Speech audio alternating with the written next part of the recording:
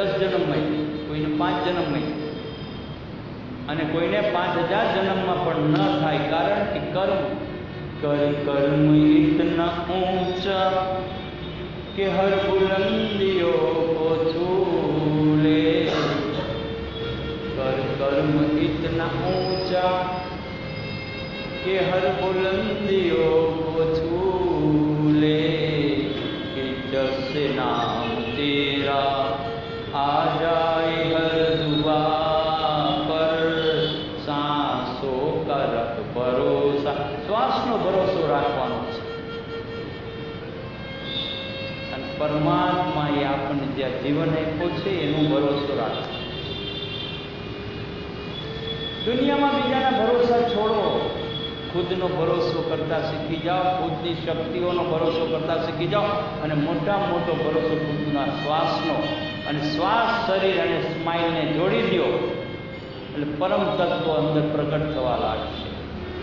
આ ધ્યાનની પરાકાષ્ઠાએ પહોંચવાની દિવ્ય શક્તિઓના તમે ધીરે ધીરે માલિક થવા લાગશે.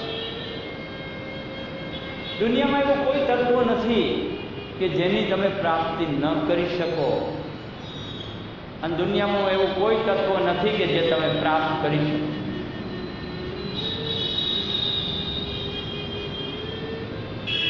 જેટલા તત્વો છે પ્રાપ્ત કરવા અસંભવ અને અશક્ય છે, અને છતાંય જેટલા તત્વો છે એ બધાય તમે એક સાથે પ્રાપ્ત કરવાની ક્ષમતા ધરાવો છો, પરંતુ શ્વાસ તમારો ઉપયોગમાં લેવો છે.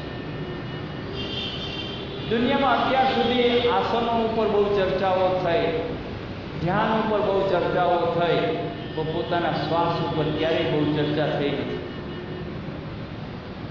એક જ ક્લાસ એવો છે યોગ, ધારેશ્વર યોગ મિશન, જ્યાં માત્ર શ્વાસની ચર્ચા થાય છે. ભગવાનની ચર્ચા પણ ઓછી થાય છે. કારણ કે ભગવાનનું જે પરમ સાધન છે, પરમ તત્વ છે, એ મારો તમારો શ્વાસ છે.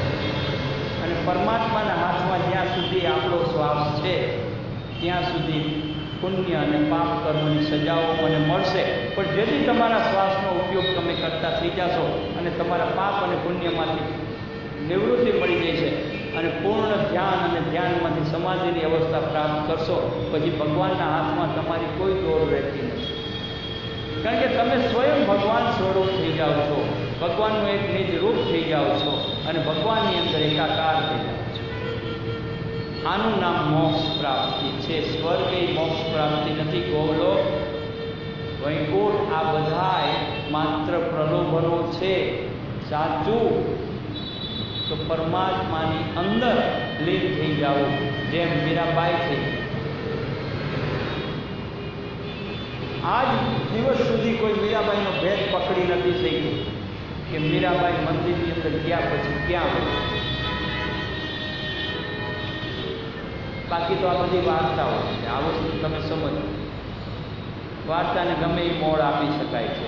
મીરાબાઈ ક્યાં ગયા, કેવી રીતે ગયા, શું બધું લખી શકાય છે.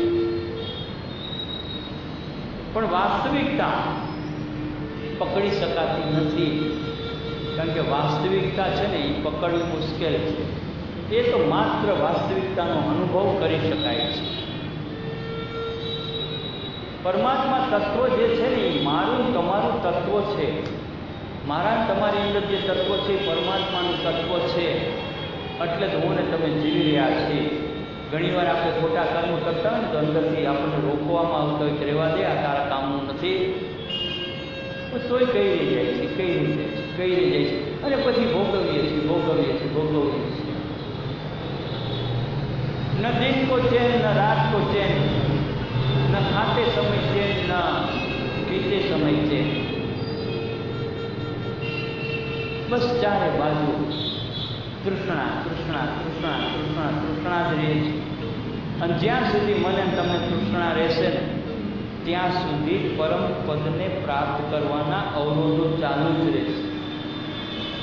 અને શ્વાસનો પ્રયોગ કરતાં કરતાં ધીરે ધીરે તમારા કર્મો ધોવાતા જશે અને ધીરે ધીરે ધ્યાનસ અવસ્થાની પ્રાપ્તિ તમારી અંદર થવા લાગશે.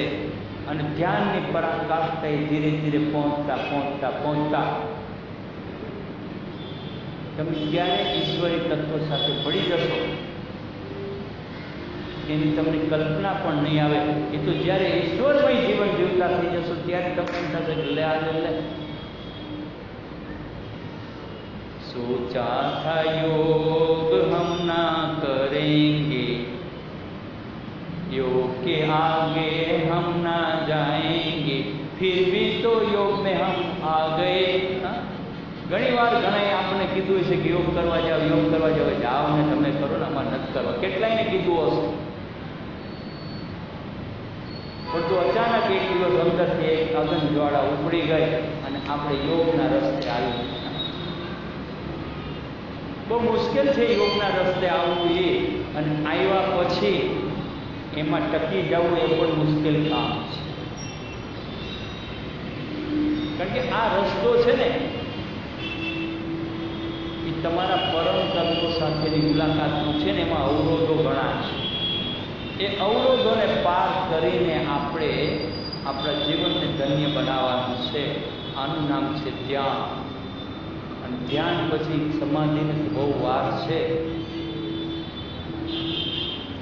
ઓમ ગુરુર બ્રહ્મા ગુરુર્વિષ્ણુ ગુરુર્દેવો મહેશ્વરા ગુરુર સાક્ષાત પરબ્રહ્મં તસ્મૈ શ્રી ગુરુવે નમઃ.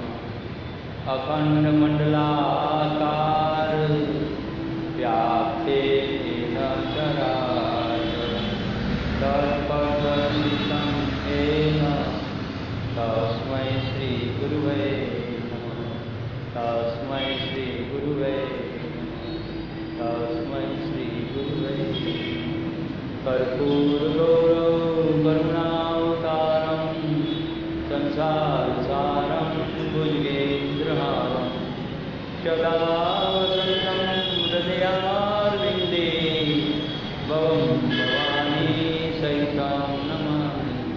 ભવં ભવાની સહિतं નમામિ. ભવં ભવાની સહિतं નમામિ.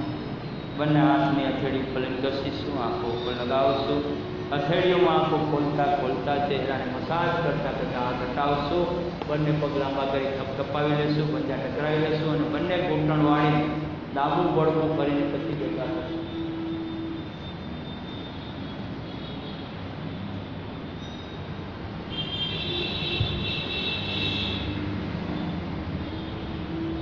કોઈ જલ્દી નહીં, કોઈ ઉતાવળ નહીં, પડવું કરીને બેઠા થજો. કારણ કે તમારા માટે બેઠું થવાનું છે. ઘણી વાર આપણે બીજા માટે બેઠા થતા એટલે ધડાક લઈને બેઠા થઈ ગઈ. કારણ કે પેલા ભાઈ મને જગાડ્યો નથી, જગાડી નથી. અરે જગાડ્યો કે જગાડી ભૂલી જાઓ, તમને જાગતા આવડવું જોઈએ. કોઈ ગમે તેમ જગાડે, આપણે કેમ જાગવું એ તો આપણા હાથમાં છે. પણ આપણને આપણી રીતે જાગતા આવડતું નથી, એટલે પ્રોબ્લેમો શરૂ થાય છે. તો પ્રાર્થના કરશું. યોગ કરાયેંગે સબ રોગ ભગાયેંગે, હમ યોગ કરાયેંગે ઇસ सारे विश्व को सुख शांति से भर देंगे, हम योग कराएंगे, हम योग कराएंगे, सब रोग भगाएंगे, हम योग कराएंगे. ओम योग शांति अंतरिक्षं शांति पृथ्वी शांति रापः शांति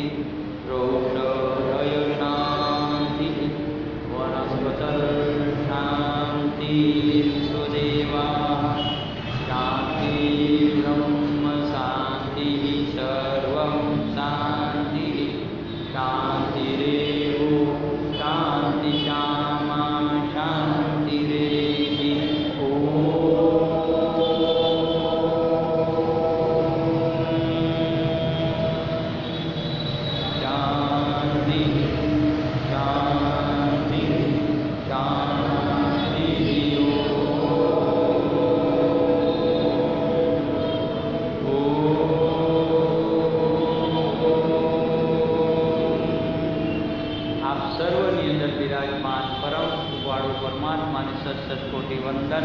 આપનું મંગલ થાવ, આપનું સુખ થાવ, આપનું કલ્યાણ થાવ.